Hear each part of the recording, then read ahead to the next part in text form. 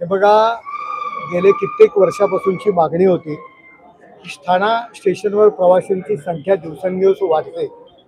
त्यामुळे लोकल ज्या 12 डब्याच्या आहेत त्या 15 डब्याच्या लोकल त्या ठिकाणी थांबल्या पाहिजेत।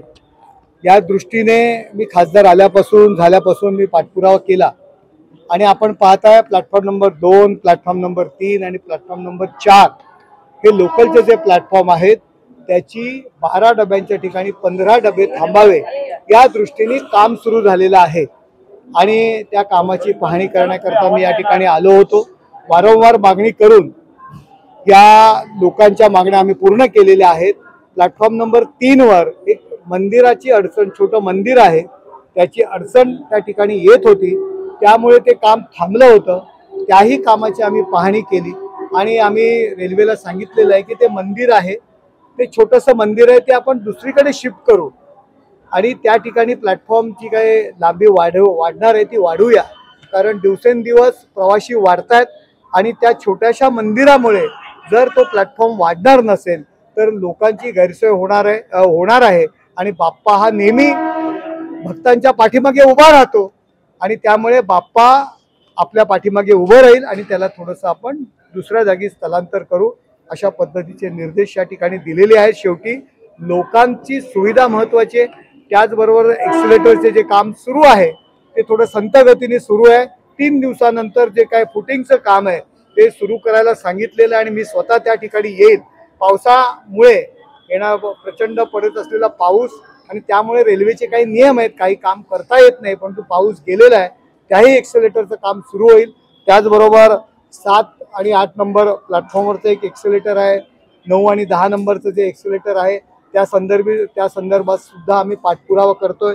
4 एक्सेलेटर आम्ही खासदारकी आल्यानंतर ती सुरू झालेली आहेत आणि लोकांच्या सेवेत आलेले आहेत। आपण पाहताय त्या ठिकाणी जो काय आराम कक्ष आहे तो सुद्धा चांगल्या पद्धतीत, कॅन्टीन चांगल्या पद्धतीत केलेली आहे, बाथरूमची अवस्था सुद्धा चांगली आहे। यापूर्वी बाथरूमच नव्हती, परंतु अर्थात काही वेळा त्या ठिकाणी दुर्गंधी होत असते।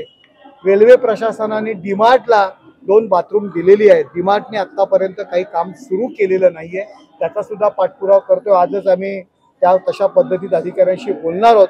डीमार्ट जर काम करत नसेल तर ते काम रेल्वे प्रशासनाने दुसऱ्या एजन्सीला कडनं करून घ्यावं, हे सुद्धा निर्देश या ठिकाणी दिलेले आहेत।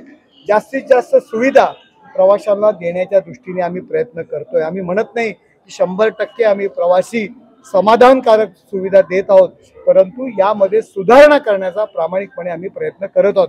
आपण पाहताय शेड नव्हते प्लॅटफॉर्मवरती, शेडची कामं सुरू झालेली आहेत, शेड बसलेली आहेत चांगल्या पद्धतीने पावसापासून संरक्षण करण्याकरता सर्व प्लॅटफॉर्मवरती शेड त्या ठिकाणी सुरू आहेत।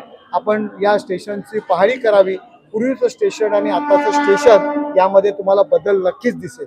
लोकांना फायदेशीर राहील आणि प्रवाशांना चांगल्या सुविधा देतील अशा पद्धतीने काम करण्याचा प्रयत्न आम्ही करतो। बघा, त्याची चौकशी सुरू आहे आणि चौकशीचा निर्णय रेल्वे प्रशासनाने लवकरात लवकर लावावा आणि याला जबाबदार कोण याची हे निश्चित करावं आणि त्याच्यावरती कारवाई व्हावी, जेणेकरून भविष्यात अशा पुढे घटना घडणार नाही। आम्ही पुन्हा रेल्वेकडून जे काही शुल्क जे आहे त्या संदर्भात वाटाघाटी सुरू आहेत आणि मला वाटतं लवकरच ते काम मार्गी लागेल। काही कोर्ट आणि ह्याच्यामध्ये काही गोष्टी अडकलेल्या आहेत, पण लवकरच हे काम मार्गी लागेल आणि आपण पाहताय महानगरपालिकेकडनं जे इन्फ्रा निर्माण करायचं आहे ते आपण ते पूर्णपणे त्या ठिकाणी करतोय। काही घर शिफ्ट करायचे, त्या संदर्भात पण लवकरच निर्णय घेण्यात येईल। कायदेशीर काही अडचणी निर्माण झालेल्या आहेत, रेल्वेच्या काही अडचणी त्या लवकरच दूर होतील आणि जवळजवळ महानगरपालिकेकडून जे काम करायचंय ते जवळजवळ अंतिम टप्प्यात आहे।